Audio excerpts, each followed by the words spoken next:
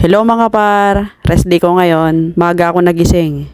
Ewan ko ba, kapag may pasok, tinatamad bumangon ng maaga. Kapag rest day naman, ang aga magising. At dahil nagising na rin ako ng maaga, naisip ko na linisin na lang yung electric fan namin. Summer na kasi sa Taiwan mga par, kailangan na ng kakampi. At aminin nyo, mas presko talaga ang hangin kapag malinis yung electric fan. At kung OFW ka na 3 taon nang hindi nalilinis electric fan mo, ako din, tara, linis tayo. Safety first mga par, unplug na muna natin. Ayoko pang mamatay.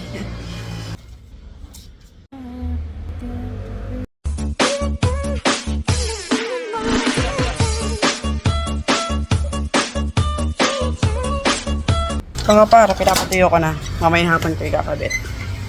Yun lang mga par. Salamat. Bye-bye!